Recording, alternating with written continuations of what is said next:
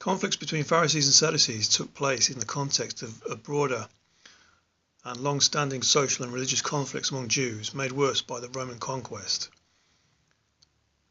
Another conflict was cultural, between those who favoured Hellenization, the Sadducees, and those who resisted it, the Pharisees. It says that the Pharisees stood for the importance of the Mosaic laws, whereas the Sadducees favoured the Hellenization with the Greek philosophy. In 539 BC, the Persians conquered Babylon, and in 537 BC, Cyrus the Great allowed the Jews to return to Judea and rebuild the temple. He did not, however, allow the restoration of the Judean monarchy, which left the Judean priests as the dominant authority. Without the constraining power of the monarchy, the authority of the temple in civic life was amplified. It was around this time that the Sadducee party emerged as the party of priests and allied elites.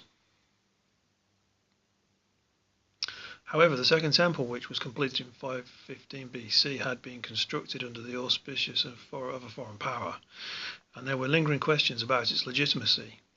This provided the condition for the development of various sects or schools of thought, each of which claimed exclusive authority to represent Judaism, and which typically shunned social intercourse, especially marriage, with members of other sects. In the same period, the Council of Sages, known as the Sanhedrin, may have codified and canonized the Hebrew Bible, from which, following their return from Babylon, the Torah was read publicly on market days.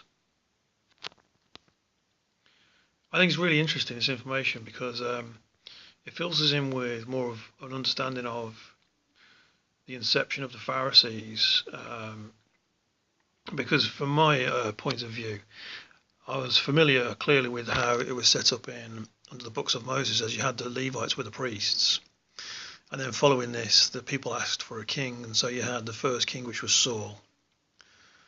So clearly, as the information as it's been given to us here says that basically because the Persians, when they returned the Jews back to Jerusalem, they weren't allowed to have a king, so basically the priests seized power. That explains a lot, actually, when you put it in the context of the Gospels. So I think it's important to understand and research these areas that give us a more clear perspective on what happened at the time of Jesus Christ, where the Pharisees were kind of like king priests, really.